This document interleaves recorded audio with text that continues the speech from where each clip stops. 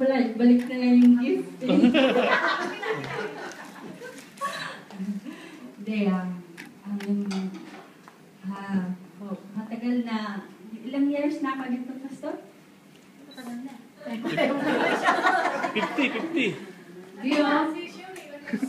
Si Shori, 7. Buntis ako, 7 years.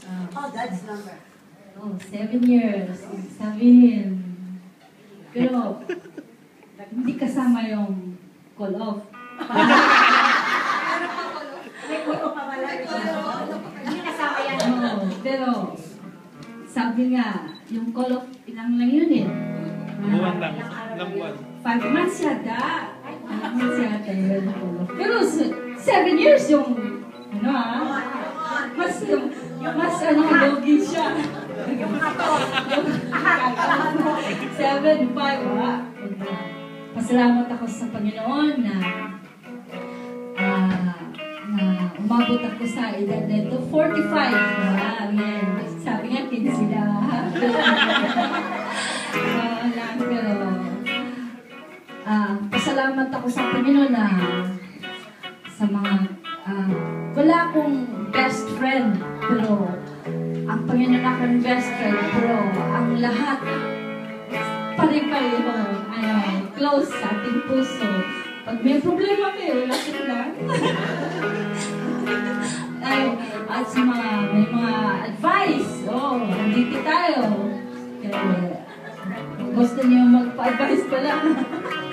Advice, sabihin nyo lang, andito kami.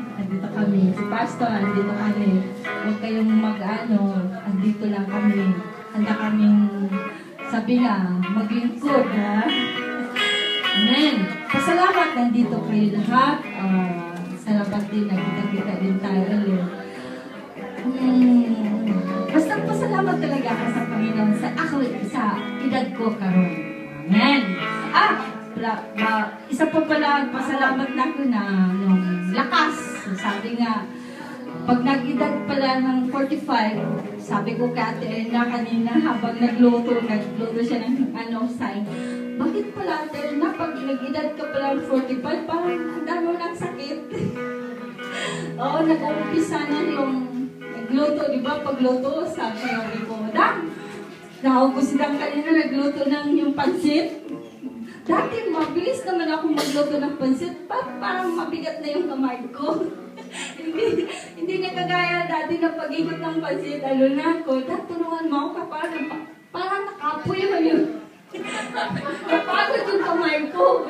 Dati, dire-diretso. Parang, ikaw muna yung ganun pala pag sa edad na by age, pero by the power of the Lord, kahit sa edad, padayon pa rin. Amen. Padayon. Move on. Amen. Thank you. Amen.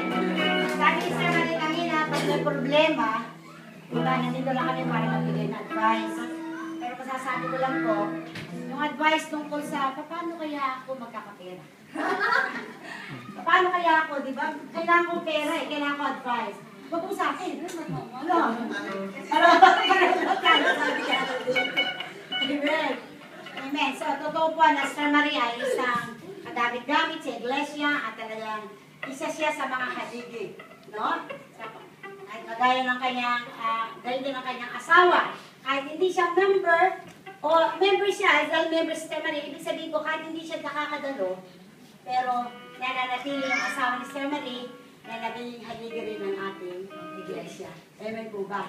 Salamat sa Panginoon dahil meron tayo Sister Maria at nakaasi sa si Shoei upang tayo ay patuloy na makausap din financially sa church dahil sila po ay tumutulong sa atin. Tayo po lahat ay tumayo. Panalangin po natin si Sister Maria. Hallelujah. Panginoon, nagpapasalamat po kami sa buhay ni Sister Maria na patuloy, Lord God, na nakakasama namin at nagagamit mo sa iglesia nito, Panginoon. Hindi lamang upang magpahayag ng salita, kundi patuloy mo pa rin siyang ginagamit upang matugunan ang pangangailangan ng iyong iglesia, Panginoon, kasama ang kanyang asawa. Kundi nga man, masasabi namin na wala na siyang mahihiling pa materially. Kundi, Panginoon, ang aming hiling sa kanya, Panginoon, para sa kanya, ay bigyan mo silang mag-asawa at ang kanyang buong sambahayan ng malakas at malusog na pangangatawan at patuloy na buhay, Panginoon, upang sila ay makasama pa namin, Lord God. Salamat po at dalangin ko, Lord God, na nawa ay ma-enjoy niya ang kanyang birthday celebration sa araw na ito, Panginoon. Lord God, kami pong lahat na naririto ay nagpapasalamat sa buhay niya, Panginoon, na siya ay nandito sa Shalom, Panginoon, upang magamit mo, Panginoon, mightily sa pangangalat ng kaluluwa, sa pag-share ng salita, at sa lahat ng bagay, Panginoon, na ginagamit mo, Panginoon, para sa kanya. Salamat po, Diyos. Sa iyo po namin ititiwala ang lahat ng bagay sa buhay niya. Pagpalahan mo po higit pa, Panginoon, sa kanyang inaasahan, Sister Marit, ang kanyang buong sabayan. Sa pangalan ni Jesus, ito po ang aming samang dalangin. And everybody say, Amen. Palakpakan po natin, Panginoon. Hallelujah.